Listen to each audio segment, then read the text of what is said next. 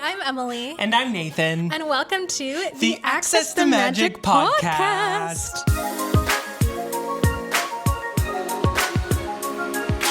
Thank you so much for joining us for episode number 6 of the Access the Magic podcast. Wow, I can't believe it is already episode 6. know. In today's episode, we are finishing up our 4-part series exploring accessibility across all 4 parks at Walt Disney World.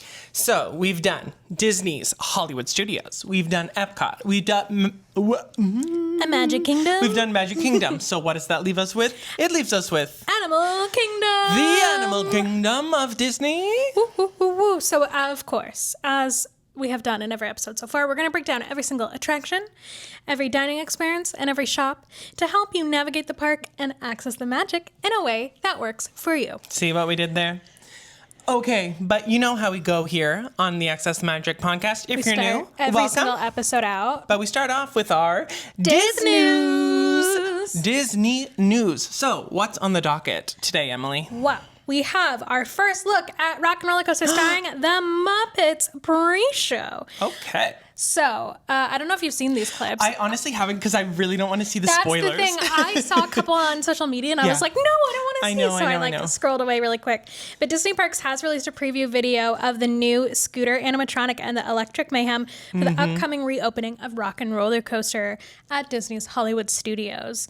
It will open on May 26th. I believe cast member previews have already started. Oh my.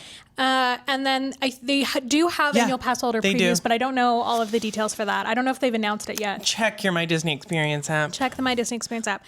I will also say that there are a couple of beloved puppet animatronics from Muppet Vision 3D that are being repurposed and reused for this attraction. So I'm trying not to be too spoilery in case other people don't want to know. Like we're the kind of people who don't want to watch the experience of a ride or a video of a ride. Our cats are already crying if you Good morning, them. darling. It's always as soon as we start filming, they're like, what are you doing? What's Absolutely. going on? But I like to experience it in person first, which is funny because we also vlog all of our Disney trips. Yeah.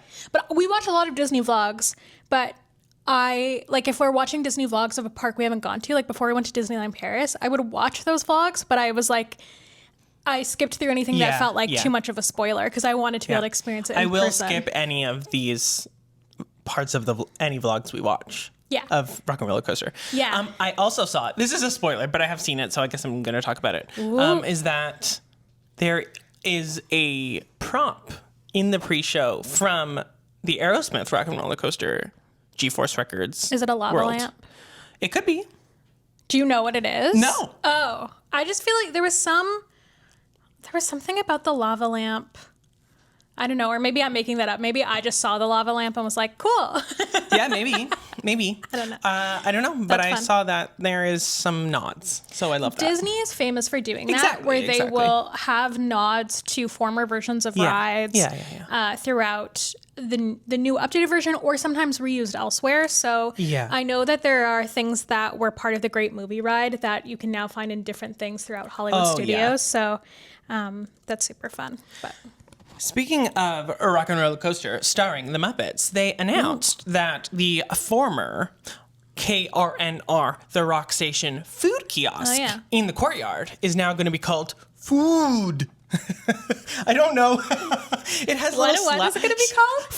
FØØD. Yeah. It has little slashes in it. I don't know what that does. Swedish. Is it Swedish Chef? Yeah, Swedish Chef. FØØD. There you go. I see. So Muppets-Inspired FØØD by Swedish Chef.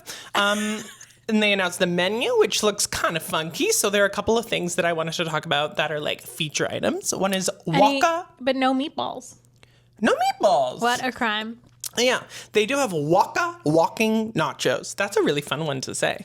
Waka walking. Waka walking nachos, which are corn chips with queso blanco and tomatoes with just the right amount of guacamole. Well, I will be the judge of that. I bet it's not enough, to be honest. Yeah. But that's what Disney says. And then they have a churro drumstick, which is, hello. Sorry, we have a meowing, screaming cat joining us. I was trying to get her to meow into the microphone, but she's not into it. A churro drumstick, which is not your traditional churro. It's a twisted churro. Ooh. Cool. Tossed in mixed berry sugar and then topped with a raspberry sauce and assorted sprinkles. I don't know if That's for me, to be honest. I'm a classic churro kind of gal. But anyway, I just want a they have regular some one. other like fun drink stuff and other fun snacks. So definitely worth a try. Exciting. This next bit of Disney news you got to talk about because you're really excited. Okay. So we talked about it in maybe like episode 1 or 2 or 3. Early on. One of the earlier ones about a rumor about a Disney Main Street Lego set. And obviously I love Disney, and I love me a Lego. Yeah. I love me a Disney Lego specifically. So the rumors, there's still no official announcement. However, they're saying that the official announcement could come as early as Tuesday, May 19th, which if you're watching this on release day is tomorrow or listening. So that's exciting. God, that's exciting. But we do have I will more just say, details. Make sure you're following us on Instagram because if it gets announced, we'll post it in our stories. So true. So yeah, there are more details coming out. It's supposed to be based on the Disneyland Main Street. Sorry, I was trying to pick up my coffee and the coaster just exploded. So it'll be inspired by Disneyland. It'll have 3 buildings with open backs, similar to the Harry Potter Diagon Alley set, if that means anything to you. The buildings are reportedly the Emporium, the Crystal Arcade, and the fire station, and they will sit on a 32 by 16 inch plate. In addition to the buildings, builders will be able to make a fire truck and snack stand, and they will have 14 minifigures, which this has been highly debated online. It has 4 Dapper Dans, as there are, Mickey and Minnie, 6 adult tourists, and 2 kid tourists. That's a strange number of tourists. And the guests will wear... my dream version of going to Disney with that many people. There you go. The guests will wear Mickey, Stitch, and Star Wars t-shirts. Okay? So How cute. So the price. It's Again, though, to confirm, none of this is 100% confirmed. Yes. So stay tuned. But the fact that we have all of these details is like kind of... It feels like It's this too much. set is going to happen, but whether or not it's exactly this this exact number of people and exact number of pieces and et cetera, that is what I think is still a little bit up in the air. Totally. Could be a little bit different. Totally. But yeah. It is rumored to retail for $399, which is a lot. However, it does have 3,899 pieces. Wow. So it's a very intricate set. So here's a question I have. Yeah. Do we get an annual pass discount at the Lego store at Disney Springs? Because $399 is too much. But 20% off. 20% off. What is that? That's $320. That's still a lot Still of a money. lot, but it's like... That's like 500 Canadian dollars. It is my 30th birthday. Yeah, and we're going to Disneyland Paris. But That's I also your gift. need to travel to Disney Legoland. Okay. You know? We'll see. Maybe if anyone's watching and wants to get me a gift. You know what? We'll start a GoFundMe for the Lego set. No, don't go there. Okay, what's next? Disneyland files permits for a shopping mall. Yeah. Not a third theme park to replace Toy Story parking. Yeah. That's interesting. It's very interesting. So Disneyland California Yeah. has 2 theme parks, Disneyland and then Disney California Adventure. And there were rumors, I guess, going on that they were going to turn the Toy Story parking lot into a third park. Yeah. And now the permit is for a shopping mall. So much expansion is part of their like forward project, I think it's called. Yeah. And then we didn't know what this parking was going to become, and now it's becoming a Disney Springs-esque shopping mall, apparently. Yeah, it says concept art shows buildings and possibly a hotel around a central lagoon. So similar to how the Disney Springs is laid out. But it's interesting because they do already have downtown Disney. I know, but it's small. It's small, but I mean, I'm curious what that will be like. Apparently, don't worry about parking, y'all. Apparently, they're building like a ginormous new parking structure. I don't know where, but... We've never parked at Disneyland, so Truly. I don't really know what the parking sitch is over there. I don't know. I think there's a lot of like garages, like several I do level. know. Yeah. Anyway, But shouldn't say interesting. about, but more on that soon. I mean, there's very little details because they're all like kind of confidential permits, but Right. interesting. And Emily, you should talk about this one too. I'm really excited about this. If you have been watching our vlogs, our Disney World vlogs, and Disneyland Paris vlogs, I guess we have vlogged many things. We have. We have talked about this before, how the Guardians of the Galaxy pre-show is a little bit dangerous. And for me as a wheelchair user, I have gotten hurt being in that pre-show because people run towards the right side of the room. They want to get on the ride faster. Yeah. I understand it, but I've had people literally jump over me, kick me, push me. several times, and it's not just, to be clear, like it's not just me. It's and wheelchair users who are being impacted. Like everyone, people are just sort of shoving and pushing and really getting a little aggressive, and it's to get to the ride. What, like 1 or 2 minutes earlier? Oh, it's ridiculous. The loading time for that ride is quite quick. They're Truly. very fast. Yeah. They get through people quickly. Like it's really an outrageous thing, and also like we're at Disney, y'all. Like you should just be on better behavior. But it's interesting because I've talked about it in our vlogs. I've talked about it on social media, and I talked about it here too during the Epcot episode. Access Epcot. And I've talked about it to cast members too. And like cast members have seen me come out of that ride, or like come out of the pre-show like in tears because I've been physically hurt. And so I've been trying to advocate for them to do something to change how that is done and like figure out a way to make it safer. Yeah.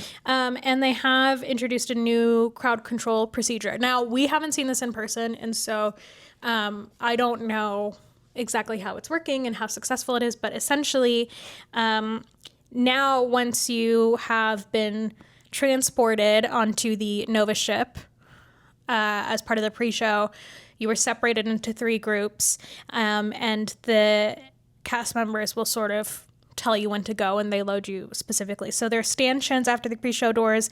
You're in these 3 lanes, and cast members hold these lanes, and then we'll let people go.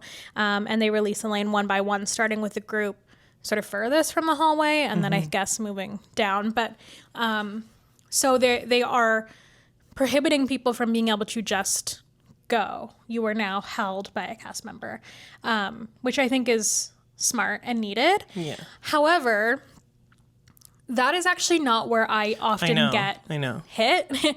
Where I get hit is from moving from the Glenn Close Terry Crews room. That room with the pre-show video into the teleportation chamber. Exactly. That's where I get harmed the most often. And now we know that we just hang back and we let everyone pass us and then we go. But sometimes that's hard if we're at the front of that other room. Then you're just getting I'm just stampeded. still getting swarmed. Like even if I'm trying to wait. So it's a little tricky. So I still think that there's more that should probably be done. But I'm just excited that it's clearly an issue that they're aware of and trying to work on and trying to help, because they've tried different things with the stanchions in that area, like placing them differently. Yeah. So this is another step, which I think is good. Yeah. We'll see what they do next. It's just wild to me that like adults. It's always adults or like teenagers. And I've gotten into fights with people there. Well, you just told people off. You haven't no fights. Literally climbing over my wheelchair. Yeah, and people just like don't care. Yeah, people talk back and like they get. It's so weird. And that's not nice. But I also just think like guys, like we're all here to have a good time. We're going on a roller coaster. It's not that serious. It really isn't. Like, I know it's great, why are we stampeding for this? And Guardians is my favorite ride in the whole park. Like, I love it.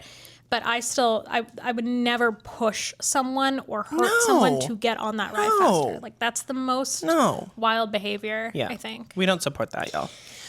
Anyway, with that being said, we'll move on to our main topic of today's episode, accessibility at Disney's Animal Kingdom. Woohoo! So, we dressed for the episode. We dressed for the occasion. Thankfully, I picked up this shirt in our last trip because we only had one Animal Kingdom t-shirt amongst the two of us. And now we have 2. Warehouse. It was like for $8. $8. Awesome. So that's a win. Emily, you want to tell us a little bit about the history of Animal Kingdom? I really do. How kind. So, Animal Kingdom is the newest park as part of Disney World. It opened on Earth Day on April 22nd, 1998. Wow. And it was the largest theme park in the world upon opening, covering 580 acres. Wow. That's wild.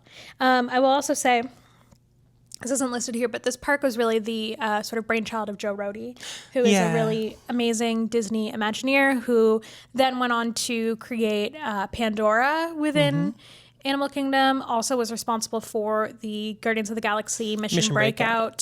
Retheming of Tower of Terror, among many other things. Like, very well-known Disney Imagineer. You can learn more about Joe Rohde on Disney Plus. There's a lot of various documentaries about Imagineers and about redevelopment. Behind the Attraction is Behind a the great Attraction one. for sure is one of our faves. Yeah.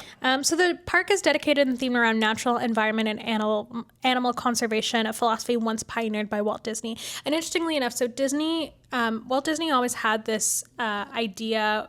He really wanted Jungle Cruise, which was a ride that was part of the opening day of Disneyland. He initially wanted Jungle Cruise to feature real animals, and it never came to be for multiple reasons. There were a lot of reasons why that couldn't happen, and so they ended up having animatronics instead. But he always sort of had this dream of having people be able to see real animals, and so I just love thinking that he obviously never got to see Animal Kingdom, but I think he would be just so happy with how the park turned out, and I think he would just love that park. Yeah. I think that's a park that he would probably spend most of his time in. I agree. I think he would just want to hang out with animals all day. I mean, if you've never been there, if you've never experienced Animal Kingdom, the energy and the vibe of that park is just completely different than any other Disney park, any other theme park. It's a special place, y'all. And there's no other Disney park like it around the world. No, not at all. So I feel like all of the other parks that are part of Disney World, I mean, Epcot is also very unique, but there are elements of Epcot or some of the rides at Epcot that you can find at other parks. But Animal Kingdom, like there's nothing like that there. Totally. Great. The park's icon is, of course, the Tree of Life. It's 145 feet tall, 50 feet wide, and it is meant to represent a baobab tree. Is that how you say it? Baobab? Baobab. I think so, yeah. And it is incredible. It's got these, like, I don't remember how many animals are carved into it. Hundreds. Hundreds, possibly more, thousands. Like, it's so detailed. And I really encourage folks who are going to Animal Kingdom and who haven't done so to do some of the trails up to the tree, because I see new carvings every time I go. It's incredible. It's one of the most beautiful things I've ever seen. I love that. Yeah. The park is home to approximately 2,000 animals, representing around 200 species. Wow. And it is divided into 6 themed areas. However, some of them are currently undergoing refurbishment, retheming. There's a lot that they're changing at the moment with Animal Kingdom. Yes. So as a caveat to this episode, we are only going to talk about things that are sort of currently open and that folks can expect to experience in the same way. There are a couple of areas that are undergoing retheming that we don't know when they reopen what those will be like. So we're not going to get into too much detail about them. Yeah. The park's Discovery River separates Discovery Island, which is sort of the central hub, from all of the other lands. So Dinoland USA is one of those areas that I mentioned as being under reconstruction, and it's being replaced by a new Tropical America's Land set in the fictional town of Pueblo Esperanza, featuring Encanto and Indiana Jones themed attractions. And it's expected to be completed in 2027, which is really fast. Soon. Yeah. We'll see about that. Yeah. But they're making a lot of progress, so check out all the construction updates. It's exciting. Yeah, and then the other spot that's undergoing construction is Rafiki's Conservation Station. Is that what it's called? Rafiki's Planet Watch with the Conservation Station. Fun fact, they've removed Rafiki from the sign. Oh. So now it's just called, well, right now it just says Planet Watch, but it's becoming a bluey experience. It is opening this summer 2026, so we'll know more soon, but as of right now, it's closed. Yeah, and because we don't really know what that's going to look like and what exactly, I don't know if they're doing, I imagine they're not doing a whole lot of like construction work on it. It's more I don't think so. I think it'll be very similar. So we're gonna skip that one for now, but we will talk a little bit about the train that takes you up to that area. Yes. So let's get into it. As with the last 3 episodes, we are going to dive into each land. We're going to break it down, discuss our thoughts, our opinions about the accessibility. We're going to deep dive into layout and navigation. We're going to deep dive into terrain, sun exposure, crowd flow, companion restrooms, quiet spaces, shopping, food, and of course, each attraction. So let's get into it. We're going to start with Oasis, which is the entry land. So layout and navigation, there are two main pathways from the entrance towards Discovery Island. So you can kind of go right or left. Right. Or left or right. Or right or left. Correct. However, there are then several branches off of those pathways where you can see some animals. You can also sort of go in like, they're not quite caves, like a caverny type thing. And the first time I went, I was really overwhelmed because I was like, we have to see everything. And I kept getting confused which paths I had been down and which I hadn't. Yeah. Now, though, that I know that there isn't actually a whole lot to see in that area, we just sort of go through that. We say hi to some of the animals and then we can just pass through. Totally. Terrain-wise, Emily, I feel like you should talk about this too. Well, as a wheelchair user, I always say Animal Kingdom is the park that when we get home from at the end of the day or back to our hotel, it's the one that I'm in the most pain after, just because the terrain throughout the whole park, and I don't think we need to say much more than this for every area because it's not that different from area to area. It's very textured, and I totally understand why they did it because it looks really cool and it feels immersive and it makes sense. However, it ends up making it quite bumpy for me in my wheelchair, and it's not like, it doesn't feel all that noticeable during the day. Like I'm kind of like, you know, at the beginning of the day, I'm like, it's not like super dramatic because it's kind of consistent, right? Yeah. So, but then come like 5 o'clock, I'm sort of being like, oh, I'm sore. Yeah. It's definitely bumpy. Great. Sun exposure. Okay, so fun fact about this park is because there is so much foliage and so many trees, there is a lot of humidity in this park. And then because of that foliage, there's not a lot of airflow or ability for that humidity to escape. So in general, the entire park feels a lot hotter than the other parks. And sun exposure wise, there isn't actually a ton across the park. However, Oasis specifically, there is actually a fair bit of tree coverage in this area. So there is shade, definitely humid, but you can find shade. It's really one of the only areas of the park that has a fair bit of sun coverage. Yeah, this park is not great for sun exposure. Truly. Crowd flow.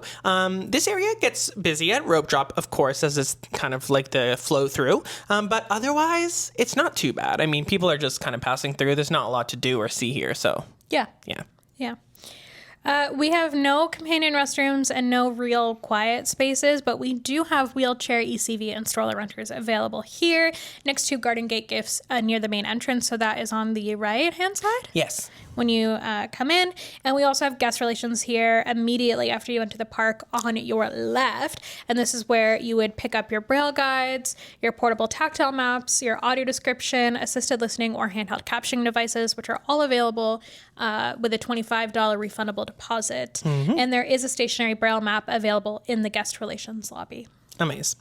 Okay, shops. There are two shops here. Well, there are two shops. There's a shop and a stand. Shop. They're both shops. Garden Gate Gifts is a small shop. It's a baby. It's a baby. We have bought sunglasses there, though. Yeah, so they mostly have like little accessories and trinkets. Hats, ears. Yeah, but mostly it's a PhotoPass shop where you can go and investigate your PhotoPass, get your add-ons, purchase printouts, all the PhotoPass things. And then on the opposite side, there's the Rainforest Cafe shop, which I guess isn't like a Disney store, but it's at Animal Kingdom. There are Rainforest Cafe themed souvenirs that you can get there. Love that.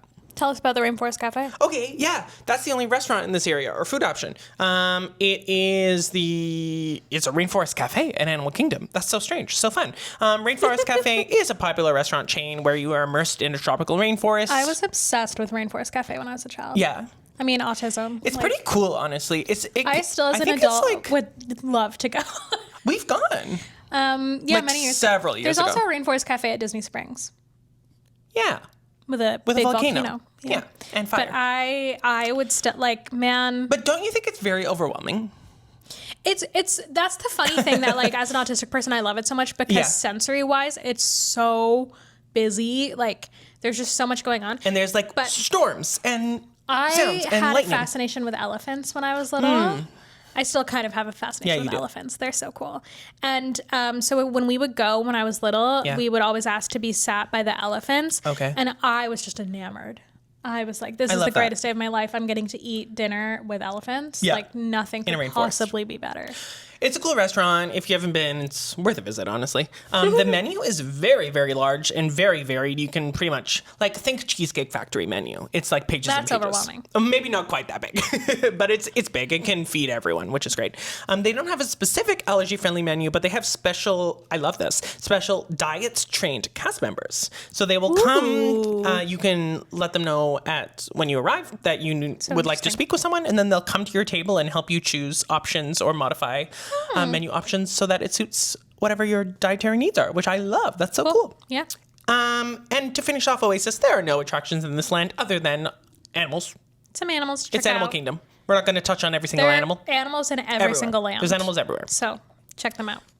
Moving on to Discovery Island. This is, as I mentioned, the sort of central island that connects all of the lands together in Animal Kingdom. In terms of layout or navigation, I think it can be a little bit overwhelming just because being the central area, there's so many pathways to take because it's almost like the center of a wheel. And so like there are multiple pathways out from it. I guess you could think of it as like the hub at Magic Kingdom, but I think it's on a much bigger scale. Bigger and like less clear.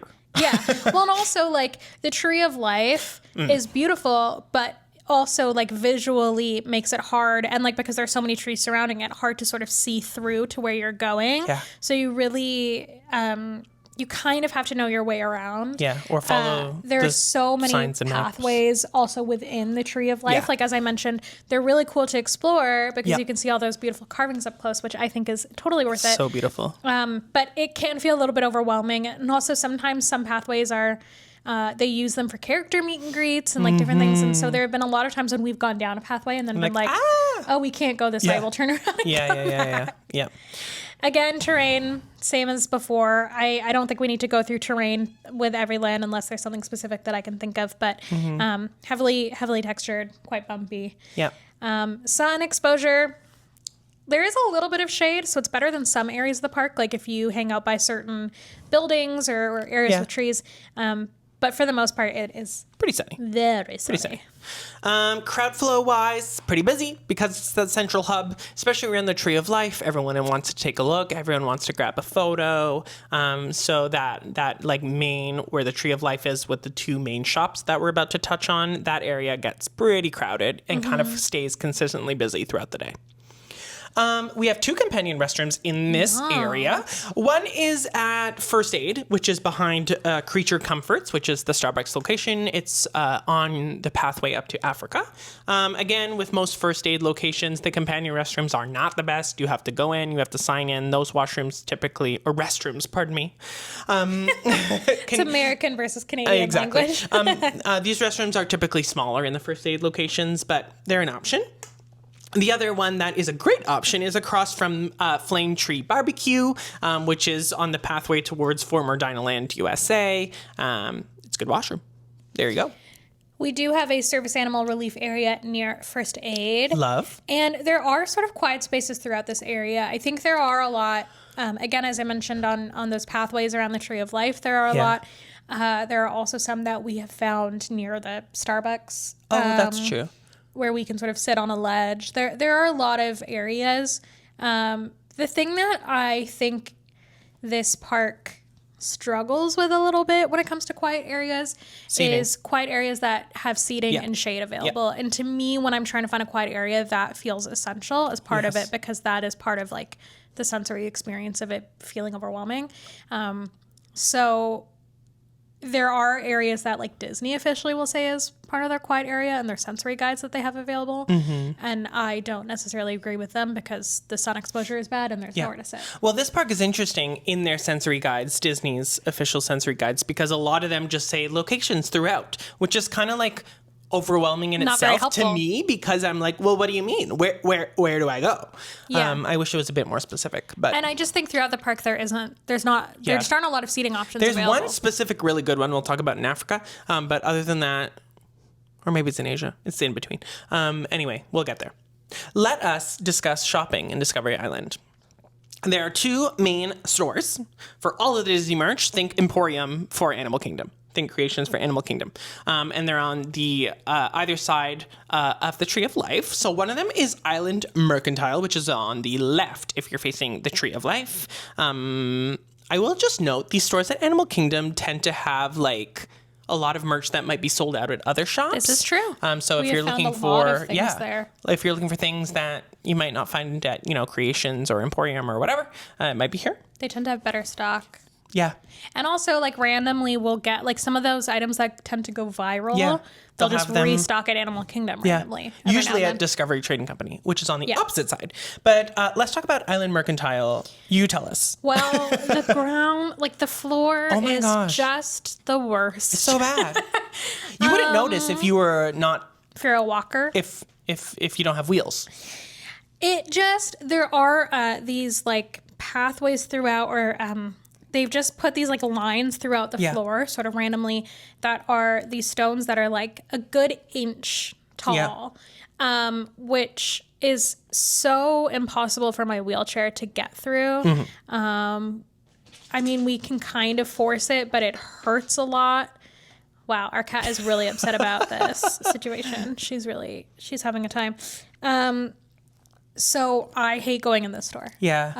It's so uncomfortable and it hurts so bad. Similar to the tracks on Main Street at Magic Kingdom. Like your wheels will just get stuck. Yeah, but those at least serve a bit of a purpose. Yeah. There's no purpose to this. But that's a silly thing. Yeah. They could still have stones, but just have them be flat. Yeah. Yes. Across the way, Discovery Trading Company does not have this problem, so that's a win. Yeah, we hang out there more. And both of these stores do have mobile checkout available. We do love that. Let's chat through some food. We have the 8 Spoon Cafe, which is a snack kiosk. It serves mac and cheese and family churros. 21 bite-sized churros with sprinkles, chocolate, and caramel sauces. Like 20, you get 21? 21 bite-sized churros. That's I wild. don't know why they had to put a number to it. I think that's funny. Yeah, I'm curious where 21 came from. 21 Jump Street. Probably not, but no allergy-friendly menu. We also have the Smiling Crocodile, which is also a quick service kiosk where they have arepas and beverages with no allergy-friendly menu. We have Flame Tree Barbecue, which is a quick service barbecue stop. They have, classic barbecue stuff. Ribs, chicken, pulled pork, sides. You get your collard greens, you get your mac and cheese, etc. They do have an allergy-friendly menu, and they have mobile order. Next up is Isle of Java. It's a coffee kiosk. You can get your espresso beverages. You can get your light bites. They don't have an allergy-friendly menu, and it's a coffee shop. Next up is Tiffin's Restaurant. This is the fine dining option at Animal Kingdom, the only one. So think it's very international cuisine because it's in that Discovery Island area. It picks from all of the different lands. So you've got African cuisine, you've got Asian cuisine, various Pan-Asian menu options. You even have Latin American options, which is great. So lovely. And they do have an allergy-friendly menu as well. Next up, we have Nomad Lounge, which is popular. a bar/lounge. So this is a focus on beverages with small plates, and they do have an allergy-friendly menu. We have Pizzafari, which is quick service. Pizza, salads, desserts, beverages. Does have an allergy-friendly menu, and mobile order is available. Lastly, our last two, Creature Comforts, as I mentioned, which is the Starbucks location here at Animal Kingdom. This is definitely the least busy Starbucks location out of all 4 parks. Yeah, and I'll also say that there is a Joffrey's outside of the main entrance to Animal Kingdom, so like before you scan through. And I think that a lot of people tend to hit that up before going into the park, and that alleviates some of the busyness of the Starbucks. So true.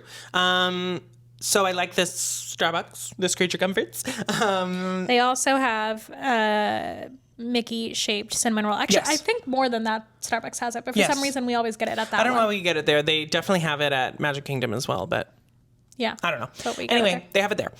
They don't have an allergy-friendly menu, but it's Starbucks, so you can customize your drinks however you wish. And across from Creature Comforts is the iconic, the viral Terra Treats, which is an ice cream snack spot. It features the newly viral cookie dough brownie ice cream sandwich, which is so good. I put in the notes, so good in caps. It is really good. It's worth it. It's delicious. And, when we went, there was no line. Yeah. So I think some of that viralness has died down a little to make it a little bit more approachable. They have other ice cream snacks here as well. There's no dedicated allergy-friendly menu. All right, attractions. There is one attraction in this area, which is Zootopia Better Zoogether. This is a immersive 4D movie experience. In terms of mobility, you can remain in your wheelchair or ECV. However, the benches that you can sit on in the theater do vibrate along with elements of the show. So if you're staying in your mobility device, you may miss out on some of those moments. Honestly, I don't know that... It's only one moment. It doesn't feel that integral to the show. It felt more integral during the Tough to Be a Bug show that used to be there. Yeah. So this show is actually within the Tree of Life. So it's in the Tree of Life Theater. You go inside the Tree of Life, which is really fun. When you are going through, stay to the left if you're on a mobility device, and then they will seat you and they will tell you where to go. It's not a choose your own accessible seat. You are directed where to go based on how many other people are there. In terms of sensory, it is a 4D experience. So you have 3D glasses on, and the movie part of it is in 3D. There are confetti blasts happening. There is a brief water spray. Feels like things are blowing at you, things coming towards you. As we mentioned, the seat vibrates. I think there also may be a moment when there are bubbles that come in. They really are trying to make it feel immersive. So there's a lot going on sensory-wise. If you are in the accessible seats at the back, you definitely feel less of this. You're kind of removed from the main area. That's true. Where a lot of that sensory stuff is happening. So like you can see the bubbles coming down, but you're not in it. That's true. That's a good point. Which for me, I prefer anyway. So that's great. In terms of the queue, it is quite long and windy. It used to be a lot shorter when it was Tough to Be a Bug. They like closed off part of it. Now that it's Better Together and it's more popular, you do have to travel quite a ways. Quite a walk. But it is fun because again, you're sort of winding around the Tree of Life. And so you can see a lot of those beautiful carvings. Yeah. And then there is a holding room once you get to the end where they'll hold you until it's time to go in. It is assistive listening, handheld captioning, and audio description device compatible. Amazing. All right, that's it for Discovery Island. So we're going to move on to our next area, which is Pandora, the world of Avatar. Shout out Joe Rody. Shout out Jojo. Okay, starting out with layout and navigation. It's slightly more straightforward, this area, because it's kind of like one main pathway around that goes around. However, we noticed that the signage in this area is quite poor, especially for the two attractions. They are just like, have like the wait time and the lightning lane entrance, but like it doesn't actually say the name of the ride, which is so weird. It's just the first time I went, I was kind of like, is this the entrance to the ride or is this the exit? And I said it's the same as Rise of the Resistance. Rise of the Resistance at Hollywood Studios. Like that, I also was like, is this the entrance? Well, I mean, maybe I'm just used to there being like a really big entrance with rides. But definitely Flight of Passage, you're like, that one feels hello? Hello, is this where I go? This where I go? Or like Satuli Cantina also I don't think has a sign. Well, that at least you see the structure of the restaurant, so you're kind of like, that has to be the restaurant. But yeah, it's an interesting area, which again, I understand from a design point of view, they don't want to be like, here's the ride. But a little sign might help. It's interesting. Yeah. I was like, is this the direction we're moving in now with like subtle ride entrances maybe? I don't know. Confusing to me. Again, terrain, same as before. Sun exposure, it's quite direct. You do have a little bit of shade because there are the pieces of like floating land above. Yeah. So you can sometimes find shade, but it's hard. And it's very small pockets. Crowd flow wise, this is a very popular area of the park, so it tends to be pretty busy and compact with a lot of people. Companion restrooms, there are two options.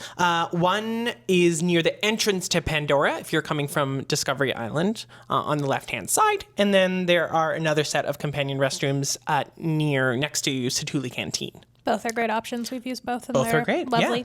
Yeah. And speaking of Satuli Canteen, there is also a service animal relief area next to Satuli Canteen near those restrooms. And there are no designated quiet areas in this area. No, but I would say there is a little bit of a ledge near the washrooms, the first set of washrooms that you mentioned when you're sort of entering Pandora. There is an area there with a ledge where we have stopped to reapply sunscreen that I think can serve as a quiet area. Like it's not perfect because it is in the pathway to a washroom, so you have a lot of people sort of coming back and forth. But it is one of the few areas where you can actually sit down, and usually you can find a little bit of shade. Yeah, that's true. Totally. In terms of shopping, we have Wind Traders, which is the Flight of Passage exit store. This has Avatar-inspired merch and souvenirs. Is there no mobile checkout here? Because I thought there was for some reason. You would think there is because it's a bigger store. But I know. I don't we've never think spent a so. significant amount of time here. We just walk through it at the end I of don't think I've Flight ever of purchased Passage. anything there. And then there's Colors of Moara, which is a face painting kiosk with Avatar-inspired merch and trinkets. I'm obsessed. It's very popular amongst a lot of the kiddos. I want that. You want your face painted? Literally. It would melt off in like 2 seconds. Yeah, that's the thing. Okay, 2 food options. We have Pongu Pongu, which is a drink stand. It has Navi-sized pretzel even, too. What is a Navi-sized pretzel? We've never had this. I don't know. I think We've it's just a never pretzel. gone here. Well, so here's the thing. A lot of the fun beverages that are available at Disney, I can't have because I'm allergic to food coloring, and a lot of them have food coloring in them. So there's a really famous drink here called like the something blossom, or I don't remember what it is, but I can't drink it. So we've just never tried. Yeah. And you're not interested in like trying it by yourself, really. So Meh. yeah. They don't have an allergy-friendly menu at Pongu Pongu. However, if we move on to Satuli Canteen, there is an allergy-friendly menu here. Satuli Canteen is a very, very popular quick-service restaurant. So it has good. international-inspired cuisine, so a couple things to highlight. Customizable protein bowls. They have steamed pods, they call them, which are just bao buns. They have little unique desserts. There's a lot of fun stuff here. They have both indoor and outdoor seating. I will say it's hard to get a table around mealtime. Actually, kind of any time of day. Yeah, I mean, what I'll say is just be patient. Yeah. And so if Just you wait. are doing, they do have mobile order available. So what I like to do is mobile order ahead when we're getting off of one of the rides in Pandora, and then go there like 10 to 15 minutes before my mobile order window, because that's how long it will probably take to be able to get a table. And especially for us, we have to be a bit more particular about tables because I need an accessible table. So 10 to 15 minutes is not actually that long in the grand scheme of things, but it's the kind of thing where if you go when your food is ready and you go and you get your food and then you come back outside or you're looking for a table, you'll be waiting for a little while. Yeah. So I prefer to get there a little early, get my table, get settled, and then Nathan goes in and gets our food. And it's just a bit of an easier experience. Definitely highly suggest mobile order here, and note that if you want food right now, that will not happen for you around mealtime. You need to pre-order in advance. Need to plan out when you're going to order. Especially for lunch. Lunch is very busy. Yeah, so if you go on the app, if you're like, oh, I'm hungry now, and you go on the app to mobile order, you might not be able to get a time slot right away. Yeah. I'll also say that like even the folks who are working at Satuli Canteen will encourage folks to mobile order. Yes. Like there's usually someone sort of standing there being like, have you mobile ordered? And if you haven't, they'll be like, maybe You go should. and mobile order rather than coming in because it's just so busy. Yeah. But it is also really good food. It's great. I think it's the best food option within the park. And also, Animal Kingdom is kind of known for its food, too. Like, it's one of the things that a lot of people enjoy about that park is I think food. it's the best quick service option that we've... Animal Kingdom Animal Kingdom. specifically? Yeah, For sure. Yeah. And the most unique kind of food options. Yeah, so I mean, Animal Kingdom and Epcot, I think, are the best food. I mean, Epcot is obvious because you can have so many different types of cuisines, but Animal Kingdom also has a lot of really fun options in general. Yeah. In terms of attractions, we have Navi River Journey. This is a boat ride through a dark river. Thing. In terms of mobility, there is a transfer access device available. You have to transfer from your mobility device, and you have to be able to sort of step down into the boat. It is a dark boat ride, as I mentioned. There are a lot of like LED and glow in the dark type of lighting throughout it. So if that is anything that you find a little bit difficult, I wouldn't recommend this for you. No flashing or anything, but just... No flashing. And there's music and throughout. shimmers. Yeah. But I don't think it gets too loud.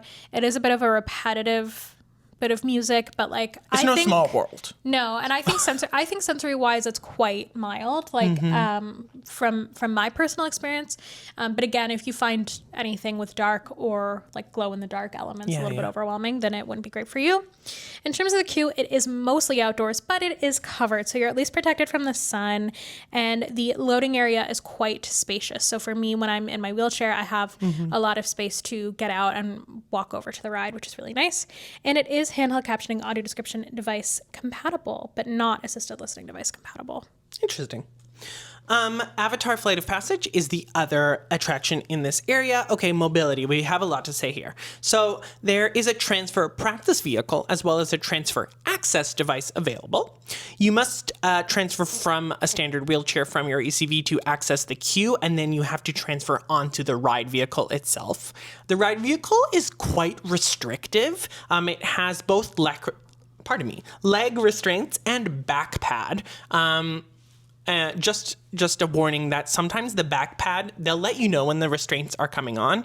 It can kind of whack you in the back. Some are of them more come gentle up than slowly, others. and some of them are like, pow, and they can hurt. Yeah, but the ride vehicle itself is fairly restrictive, as I mentioned. So if you're perhaps a taller person or wider stature or larger or, different body sizes may not we have in the ride seen vehicle. people get pulled off of this ride of multiple different body types. Like just the other week when we were there, there was a really tall man who just couldn't fit because like the leg restraint, he couldn't get his legs into the leg restraints because they were just too long. And like, I mean, I understand this is I've said similar things about the Tron ride, but I appreciate that with the Tron ride, they have the vehicle at the back that is easier for people with different body types and different access needs.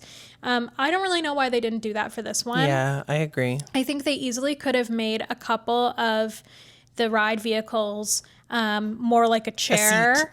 And it would have been fine for some people to have that option, or even have, like one part of it. So the way that it works is that you're on they're almost like bikes, like upright bikes that you're on.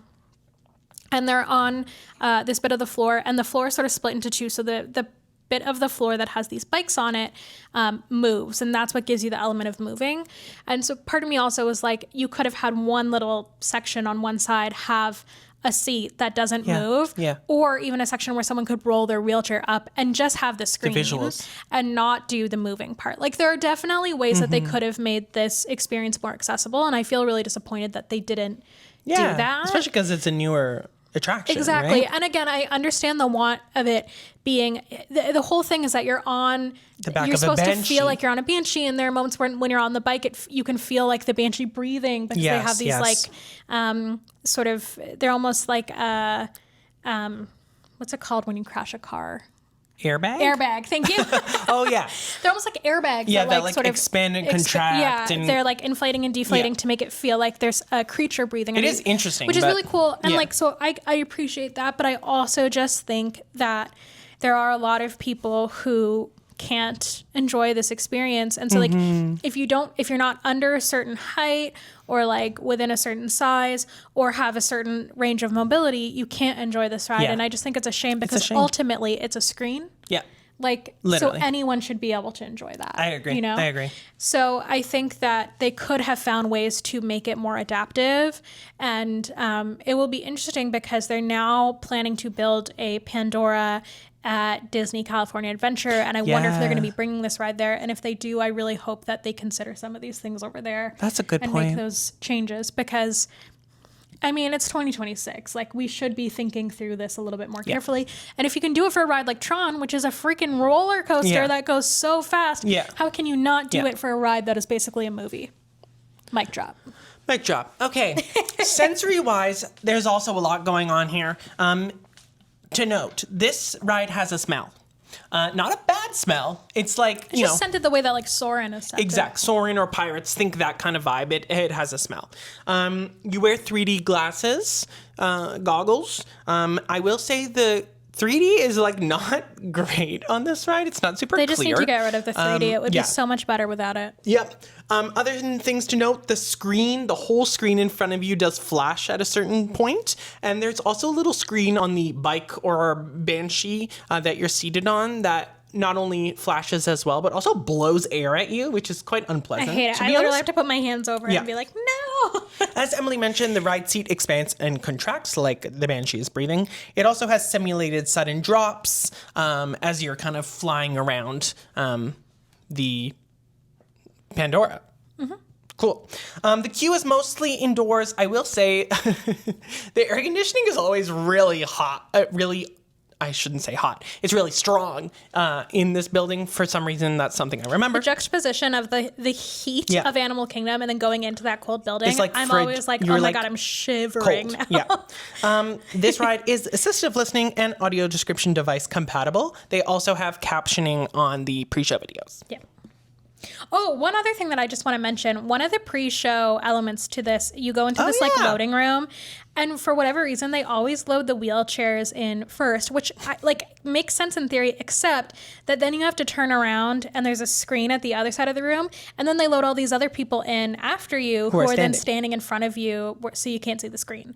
So just something to note that, again, like that is something that they could be a little bit more thoughtful about. And I think about it too with kids. And I know that it's probably easier for kids to move around to get a better view or whatever, but it is a at bit this silly. point, it doesn't bother me because I've been on it so many times that I've seen the pre-show enough, so it's fine. But every time we go, I am sort of like, well, just have 6 people standing in front of me, so there's no way I can see. But it's honestly not that interesting. No, it's not. But I think the pre-show for this ride is kind of. But the boring. first time we went, I was disappointed because I felt like I was missing something, right? So fair, that everyone else got to experience. Absolutely. So that's not equity, even if y'all. it's not, that's not access. Even if it's not a great experience, I still want to know what it is. So fair. Absolutely. I want to know the experience so that I can decide for myself if I think it's terrible. All right, let's move on to Africa. Gorgeous. In terms of layout and navigation, there is a main central area with some branches leading towards various attractions. So the sort of main pathway takes you towards the safaris at the back. If you head left, though, there is Festival of the Lion King. And then if you head right, you're headed towards Asia. Terrain, bumpy. Same. Sound exposure, I think this is one of the worst areas for shade in the park. There really are no shaded areas, so it gets hot. And in terms of crowd flow, it can get busy because there is a lot to do in a small area, especially busy in the mornings because people are really excited to do the safaris, which makes sense. We always head to the safaris first. And it can get busy right before, right after the Festival of the Lion King shows because it's a very popular show. Totally. Companion restrooms, we have 2 options. So there is a restroom option between Tamu Tamu Refreshments and Mombasa Marketplace, which is on the right-hand side if you're heading towards the safaris. I will say it's kind of hidden. Yeah. So you kind of check your maps and double check where it is. It is hard to find, honestly. Because the first time we went looking for it, we couldn't find it. Yeah. We know now where it is, but it's kind of tucked away in a little corner. Yeah. The other option is near the Harambe Theater, where the Festival of the Lion King show takes place. There is a service animal relief area next to the conservation station entrance, which is... I wonder if this means, do you have to take the train to get there? I don't know. That's what I was wondering, too. I think that's what it means, which is interesting. Well, maybe they just mean that if you have a service animal and you go all the way to the conservation station, you don't need to worry about coming all the way back. That's true. Because there is an area over there where you can take your animal. You know who can't relieve themselves at conservation station? Humans. There's no restroom there. For anybody? Yeah. That seems wild. I just found that out when I was putting this together. There's no restroom at conservation station. Unless it's not listed right now. I thought you were going to say there's no companion restroom, which I'd say, well, that sucks. Yeah. But unless it could just not be listed right now because it's closed, to be fair. But there's not currently a restroom listed on the My Disney Experience app at conservation station. There has to be a restroom. I know, there. right? So hopefully I'm wrong.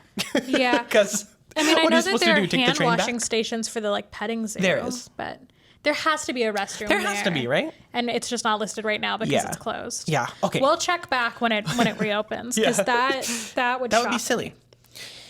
Speaking of that area, in terms of quiet spaces, Disney does list Rafiki's Planet Watch, which no longer exists, as part of the conservation station as being a good quiet area. I do think it is, actually. Yeah, I think, totally. It feels separate. It feels very separate. It's not a very busy area. You can do a lot of things at your own pace. And then also the Gorilla Falls Explorations Trail. There are a lot of areas where you can sort of sit and take a break, which is really nice. The only thing is that there are a lot of people who walk through there. So again, it kind of depends what time of day you go and how busy it is. But I think there can be some decent quiet areas throughout that location. Yeah. Again, we have a whole series that we're currently putting together on all of the quiet areas throughout Disney World, so be sure to check our Instagram and TikTok out because you'll find a lot of great information there. Absolutely. Okay, let's start talking about the shopping. So we have Mombasa Marketplace, which has African-inspired souvenirs. It has wine. Ooh, it has art. It has clothing, crafts, You can just like buy a instruments, bottle animal of wine? toys. Well, that's what Disney says. That's so cool. Which is interesting. I did not know that. So that's Mombasa Marketplace. Next, we have Zuri Sweets Shop, which is a Nathan. Wow. Which is a shop/food sort of place. Think Main Street confectionery. It has caramel apples, chocolate bar, cookies, cotton candy, cereal treats, cupcakes, fudge, marshmallows. Like, how have we never been in so here? many desserts. I want all of those things right now. They do have mobile order available, which is great. There's no specific allergy-friendly menu.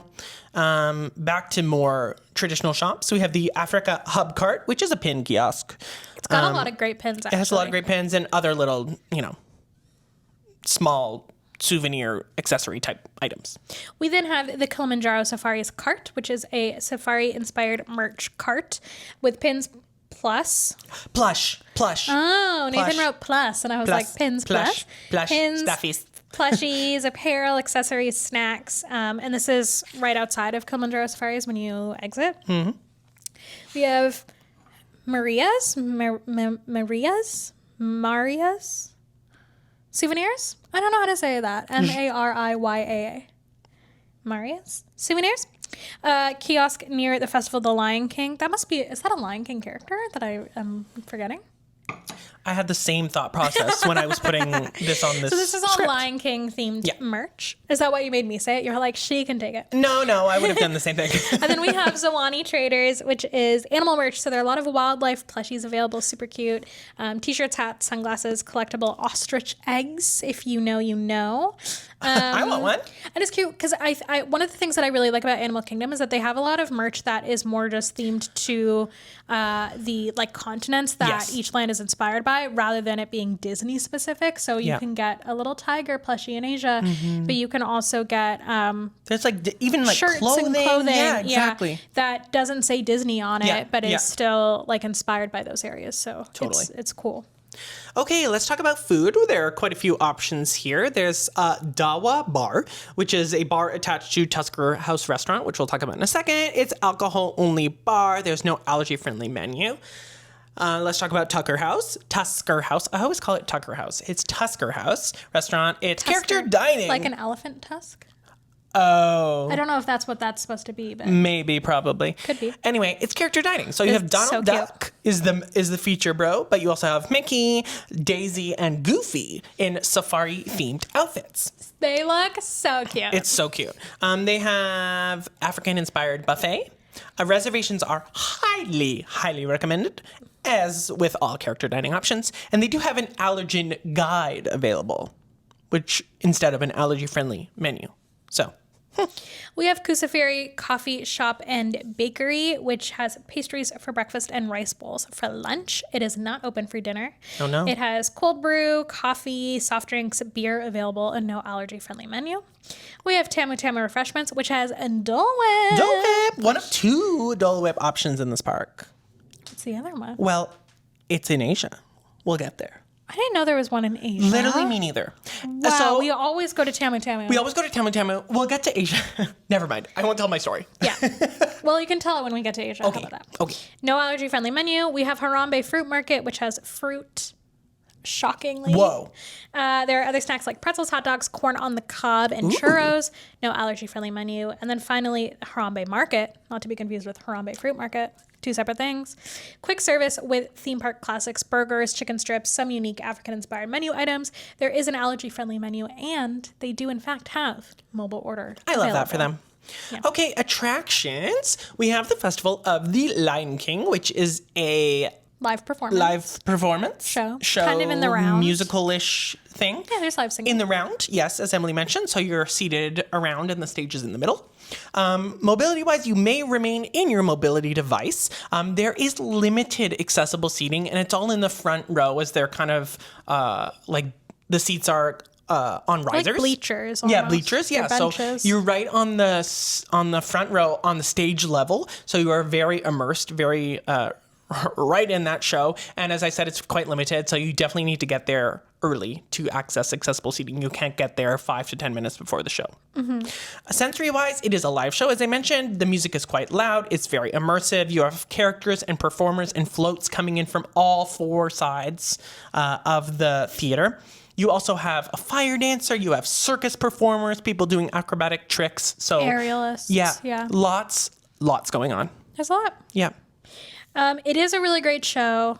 So if you haven't seen it, I would recommend seeing it.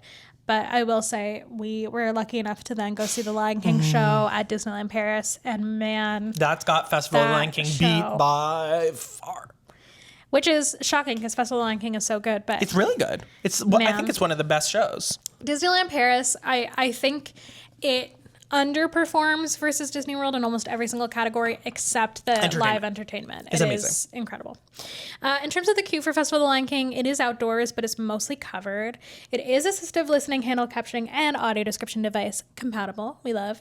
And they do have ASL available on Tuesdays and Saturdays. It's currently for the 4 p.m. show. Their schedule sometimes changes, so you'll always want to check ahead of time. And the viewing area is in the Warthog section. So they divide the 4 groups of the audience into different sections. You want to check in at least 30 minutes before the show with a cast member at the exit of the theater to ensure that you got a spot within that viewing area. All right, next up we have Kilimanjaro Safaris. The best part of Animal Kingdom. Truly. It's incredible. Mobility-wise, you have to transfer from an ECV to a standard wheelchair, but then you can access the safari vehicle in a standard wheelchair. Yeah, you can go right on. Right on.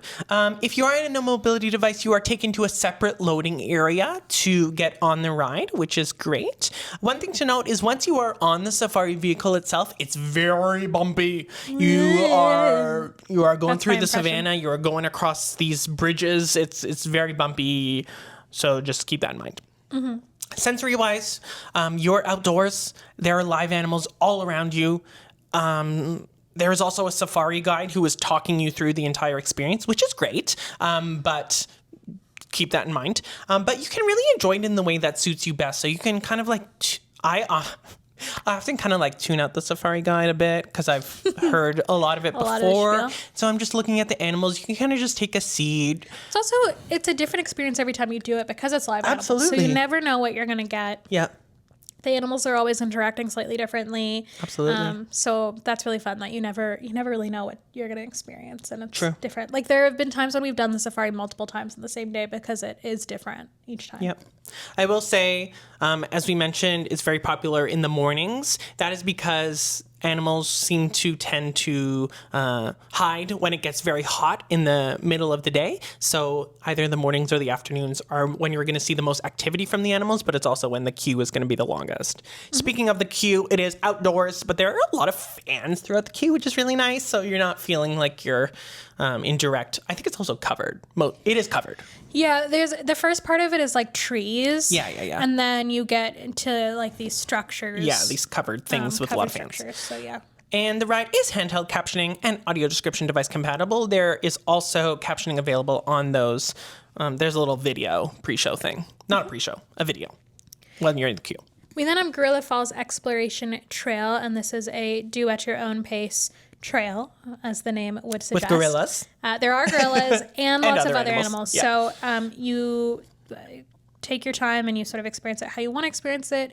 In terms of mobility, you can remain in your wheelchair ECV. The whole trail is physically accessible, but one thing to note is that there are different parts of the trail, both with this trail and the other trail that we'll talk about in a bit, where you are sort of going in and out of buildings, and none of those have accessible doors. So they can be a little bit tricky to open and navigate through in a mobility device. We often just rely on the kindness of others. The kindness of strangers to hold doors open for us, who always do. They always do because they see us struggling. They see us struggling, and they come oftentimes help. there's a double door to keep animals in. Sometimes, Yeah. So, or various areas of these buildings. I think that's more so in Maharaja, in Asia, but there's a lot of doors. Yeah.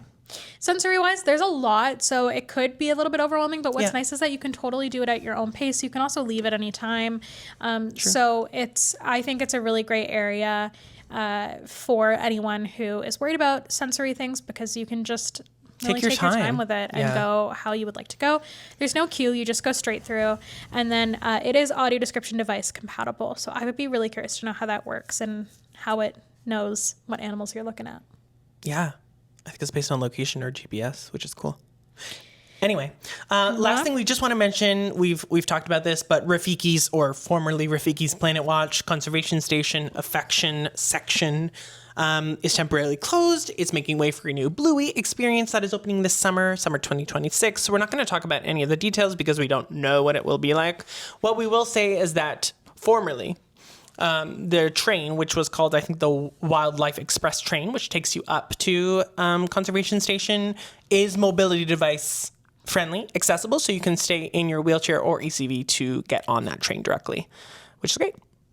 Let's talk about Asia, which is our last area to talk about. Wow. Because Dinoland is no longer. We don't have anything yet to say about Tropical Americas. No. So starting with layout and navigation, I think that it is a pretty simple layout. For the most part, there's like one real way to go. But the Maharaja Jungle Trek, which is the other trail after Gorilla Falls, is sort of hiding. It's behind Kali River Rapids on a branch off the pathway. And there's no signage. There's not. Or there's very little limited signage. And the first time we were going, I was like, Nathan, are you trying to get me on a Kali River Rapids? Because I will not go on that ride. So I just think that that's the one thing that feels a little bit hidden. And still to this day, even though I know where it is, every time we go, I'm kind of like, where are we? Yeah, that's fair. Terrain is the same as always. Sun exposure. I think this is the worst area in the park for sun exposure. There's like no shade at all. Truly. It's just wide no open. No setting. And crowd flow, it is quite spread out, so I don't think it feels that overwhelming. That's true. It's a large area. Yeah, and I mean, it can get busy around Expedition Everest, but otherwise, because a lot of the, Maharaja Jungle Trek and Kali River Rapids are sort of in, towards the back, if you're just sort of traveling through, you don't see the crowds around those areas. Companion restrooms next to the Anandapur ice cream track. Love. And near the entrance to the Maharaja Jungle Trek. We also have a service animal relief area next to the Maharaja Jungle Trek restrooms. So you and your animal can go at the same time. And speaking of Maharaja Jungle Trek, this is one of the quiet spirit... What is up with me today? Quiet spaces that are listed on the Disney Sensory Guide. As Emily mentioned, very similar to Gorilla Falls, there are places where, there's no animals. It's kind of just a walk-through area. There are seating options. This one actually has more seating options. And there's also a really great area to sit at the end of this one. Yeah. At the end of the trek that you can go to without having to go through the whole trek as well. That's true. It's at the exit. That's true. This is my favorite quiet space, is the next one, which is the pathway next to Caravan Road leading to Africa. It's this hidden pathway off the main path. Yes. And there's a little picnic tables that are covered. It's very quiet. It's shaded. It's so really nice. This is definitely the best spot. It's limited seating, definitely, but it's kind of off the beaten track, which is great. Mm-hmm. There are also a bunch of areas around Finding Nemo, the Big Blue and Beyond Theater. Which, is not technically in Asia, but we looped it in here because otherwise it's kind of just its own thing right now. And we're not going to talk about... We're just putting it under the category of Asia. Yeah, sorry. It's kind of unhoused at the moment. Yeah, it doesn't have a land. That's okay. It's on its own. Anyway, there are a bunch of seating options around there. And especially because Dinoland is closed, that area between the theater and Discovery Island, there's a bunch of places to kind of just chill, which is nice. Mm-hmm. In terms of shopping, we have Mandala Gifts. This is a small kiosk that features Asian-inspired items such as wooden wind chimes, decorative umbrellas, instruments, snacks, beverages, and other unique merchandise. We also have the Circa Zong Bazaar, which is the Expedition Everest exit store. So it's mostly Everest or Yeti merch. Lots of Yeti. It's quite funny. Yeah. A lot of Yeti. And speaking of Yeti, we have Yak and Yeti Bhaktapur Market, which is Asian-inspired clothing, including hats, shirts, shoes, and more. Amazing. Okay, food. There's a lot of food. Let's start off with Mr. Kamal's, which is a kiosk that serves dumplings. Why have we never gone here? And I love a dumpling. Fries. That's all they have. And there's no allergy-friendly menu. Okay, next up we have Warung Outpost, which is more Dole Whip. Wow. It does not have an allergy-friendly story? Well, yeah, because this Warung Outpost is right beside Feather Friends in Flight. And I specifically remember at least twice that I have definitely gone all the way to Tummy Tummy Refreshments while waiting for a Feathered Friends in Flight show to start, where I could have literally gone to a kiosk right beside it. Because it melts so quickly, too. Yeah. So I never knew this until yesterday. So that's embarrassing, especially as a Dole Whip queen. Moving on, we have Drinkwalla, which is a snack kiosk. It has nuts, chips, and drinks. Drinkwalla. Wow, imagine okay. that. Then we have Yak and Yeti Restaurant, which is Pan-Asian cuisine and a Nepalese-style restaurant. There is a very large menu, but there is no allergy-friendly menu. We then have Yak and Yeti Local Food Cafes, which is quick service Pan-Asian fare and no allergy-friendly menu. And finally, in the Yak and Yeti trilogy, the Yak and Yeti Quality Beverages, which is a bar/lounge. It is beverage focused with some light snacks and no allergy-friendly menu. Yak and Yeti gets around. Yak and Yeti. Okay, next up we have the only Joffrey's that is inside the park. It's in the Asia area. They don't have an allergy-friendly menu, but you can customize your beverages as at any Joffrey's or coffee shop. We have the Anandapur ice cream truck, which we absolutely love. It's one of our staples. Soft serve. It's got soft serve. You can get your swirl, you can get your chocolate, vanilla, you can get a float, all that good stuff. So good. No allergy-friendly menu. Next up, we have the Thirsty River Bar, which is an open-air bar offering specialty drinks and beers with no allergy-friendly menu. And lastly, we have Caravan Road, which is where you can get Japanese shaved ice. Ooh. No allergy-friendly menu here. Let's talk through some attractions. So, starting off, we have Feathered Friends in Flight, which is a show. It is a live show featuring a bunch of different types of birds and sort of showing them off and their different skills and tricks that they can do. In terms of mobility, you can remain in your wheelchair or ECV. Sensory-wise, there are live animals, and birds do fly overhead of the audience and into the audience. So overhead, just be prepared for that. There's not really a queue. I mean, we've never encountered. Usually we can just sort of go straight in as they're loading. It is assisted listening, handheld captioning device compatible, and there is ASL available on Tuesdays and Saturdays, currently at the 1:45 p.m. show. You want to sit in the left section of the audience and arrive at least 20 minutes before the show and see a cast member at the entrance podium for assistance. Awesome. We have the Maharaja Jungle Trek, which is another self-guided trail where you see tigers and a lot of other animals. Lots of animals. Tigers are, I guess, the main attraction. Again, you can remain in your mobility device. There are some of those buildings, as we talked about last time. There's also an area near the end of the trail that's like a bird sanctuary area. And what's very difficult about this area is that to keep the birds in this area, there are like these plastic chains that you have to like open up and go through. In a mobility device is very hard. One thing I will mention is you can skip that area if you take the route that is marked as the service animal route, because they also don't allow service animals in that little bird area. And so also if you're like overwhelmed by the idea of being in this space with birds flying everywhere, you can skip it. True. But yeah, the chains totally make sense in terms of keeping the birds in. It would just be nice if cast members were trained to keep an eye out for anyone in a mobility device to help who might need support to open them. Yeah, exactly. Yeah. They also, so specifically for the tigers, but I think for some of the other animals as well, they have accessible viewing areas that are have little wheelchair symbols next to them. They're specifically meant for mobility devices. But I mean, here's the thing. If someone sees a tiger, they're going to go up and probably not notice that, which is kind of a bummer because they do have other options. So take that with a grain of salt. Take that with what you will. But that is available. And for this trek, there is audio description compatibility, which is fun. Yeah. And again, with this trek, you can go at your own pace. There's no queue. You just go Lots right of on seating in. options, actually. And, yeah, take your time. Great. Next up, we have Kali River Rapids, which we have never done because I hate these kinds of rides, so I will never go on it. People get soaked on this ride. Yeah. It's not like a Tiana's Bayou Adventure where you can get a little wet. It's you are drenched and you will have to change. And in fact, they have lockers available, I think, because you're not allowed to like bring anything on that ride, or you need towels, basically.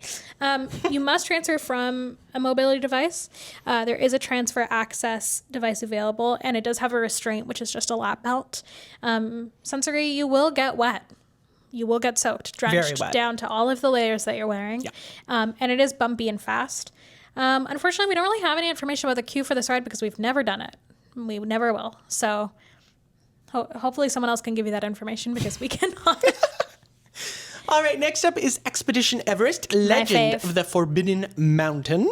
This is a high thrill roller coaster inside a mountain, inside of Everest. Cool. With a Yeti. Okay, mobility-wise, you must transfer from your wheelchair ECV into the ride vehicle. There is a transfer practice vehicle and a transfer access vehicle available, meaning that one of the ride vehicles can open up so that you have a bit more space to get in, which is great. This uses a lap bar restraint that like clicks down. Sensory-wise, high thrill ride as I mentioned, many moments of darkness as you're going in and out of the mountain. It's very bumpy, it's very fast. There are sharp turns, there are sudden drops. There's also a point where you go backwards. There's a Yeti who is loud, and he's rawr, yelling at you and breaking apart the tracks. Not actually. There's also flashing. So sensory-wise, pretty intense. There's a lot going on. The queue is outdoors, but it's mostly covered. You have some fans, and it's usually pretty quick. So I just have to tell everyone that yesterday as we were putting the script together, Nathan goes, do I need to warn people about the hair ties? It was a joke. Okay, so if you know, you know. We don't need to get into it. If you know, you know. Quite funny. Finding Nemo, The Big Blue, and Beyond. As we mentioned, technically not in Asia, but it doesn't really have a home at the moment. So. Great show, y'all. It is a live show, a live musical.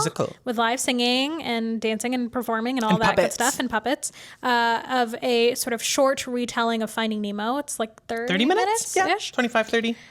In terms of mobility, you can remain in your mobility device. There's accessible seating at the front, the middle, and the back, and you can choose which area you would like to be in. It is a live musical. There are, again, similar to Better Together, there are bubbles that come throughout the audience, which is fun. Performers also come into the audience with puppets, so it feels a little bit immersive.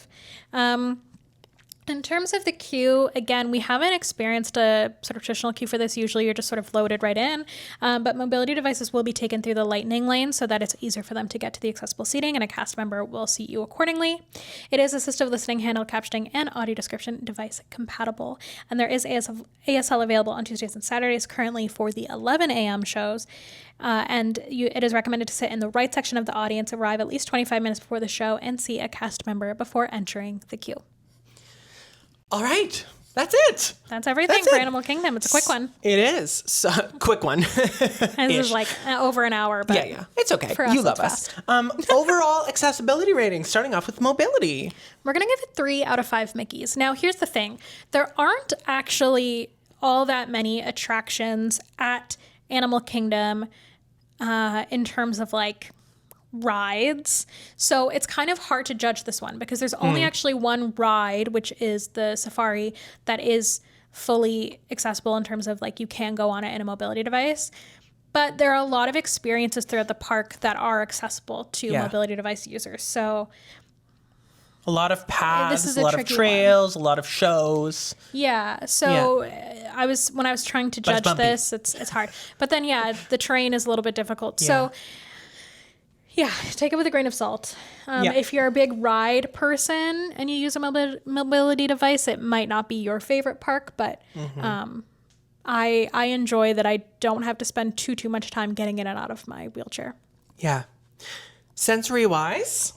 I said 4 out of 5 Mickeys. And the reason I scored this so high is because I really feel that this is a park that you can do at your own pace. Yeah. You don't feel... at least I don't feel pressure to do everything when I'm there. I just feel like I can pick and choose what I want to do. If I want to spend the whole day just looking at animals and not doing any rides or shows or anything, I can do that, and that still feels like a good use of time. Like, it really just feels like a more relaxing park. And also because it's so big, it is the biggest park. Yeah. It's very spread out, I think. So it... just feels less overwhelming and less crowded to me, even on a busy day. Like, I just feel like there's space. So, yeah. All right. Blind and no vision, we usually base this rating on audio description compatibility, which is actually pretty good for this park. 8 out of 11 attractions do have audio description, but we rated this 3 out of 5 Mickeys. The reason being that it is an extremely visual park. There is so much to see so many animals to see. So that might prohibit you from enjoying a lot of aspects of the park. However, as I mentioned, audio description compatibility is pretty good at this park.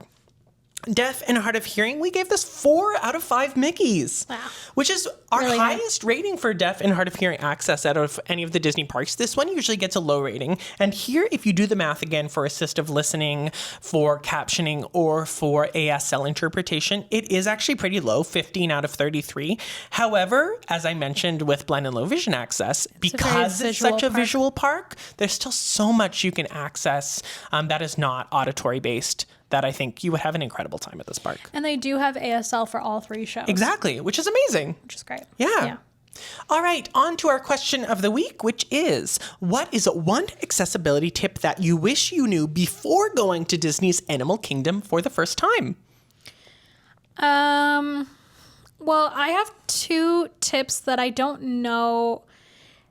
They're not 100% accessibility related, but they're sort of the 2 things that come to mind. The first is that I wish I had known how hot it gets and how direct the sun feels in that park. Yeah. That is a big one. I now, I will wear a hat when we go to that park just because of how sunny it is. And even if I'm reapplying sunscreen every 5 minutes, I still feel like it's not enough. And, just be prepared to take breaks. Like it can get, even, cooler times of the year, it's still, that sun feels really direct there. Yeah. And drink a lot of water, which is kind of hard at this park because they have very few water filling stations. Yeah. But pro tip, if you want some ice cold water, go to Satuli Canteen. They have water jugs available there. You can fill up for free. Right outside. Yep. So you can always get a good cup of ice water, which is really nice. You can also ask for ice water at any quick service place, and they'll give that to you for free. My other tip is just about animals and animal interaction. So as you mentioned earlier, the best time to see the most animals on the safari is sort of first thing in the morning when it's still a little bit cooler, or if you're there at a time of year when the park is open a little bit later and you go in the evening. But the only thing about that is that sometimes some of the animals go inside at night, so you can still miss them. Or it can be a good thing to do it when it's raining, which I know might sound funny, but we've done it before when it's raining, and a lot of animals are like, this is so great. Yeah. So again, that's not really an accessibility tip, but that's more just a general tip from me to you. I think my accessibility tip is about quiet options. There are a lot of nooks and crannies, as we mentioned, in this park, which can be overwhelming. But because of that, there are actually a fair few places where you can go and just chill and take in the views. Seating wise is maybe a bit more challenging, but there's definitely, because there's so many trails and so many self-paced options at this park, there are options to just chill, take a break, have a quiet moment, be with your party, and just enjoy the atmosphere. So I think just take advantage of that at this park. Especially right now when Dinoland is closed, Tropical Americas is yet to be here. There might not seem like there's a lot to do, but there really is. There's so much you can do and experience at this park. And Animal Kingdom is a full day park. Oh, absolutely. And it can be a chill, relaxing time. It doesn't have to feel like a go day. So take advantage of that. Yeah. Well, that's it for this episode. Thank you so much for watching, listening, however you are consuming. Please subscribe wherever you get your podcasts. And if you're watching this on YouTube, please check out our other videos and vlogs of our Disney trips, which I will have linked down below or in the show notes, depending on where you are watching this. And please go ahead and follow us on TikTok and Instagram at access.the.magic. And wherever you are consuming today's podcast, please let us know what you think. Give us a rating, give us a review, and make sure you send us your questions, your episode ideas on TikTok or Instagram. Who knows what next episode will be? You'll find out soon. We'll find out soon. But if you have any ideas, let us know. Thank you so much for joining us. Thanks, everyone. We will be back in 2 weeks. Bye. Bye.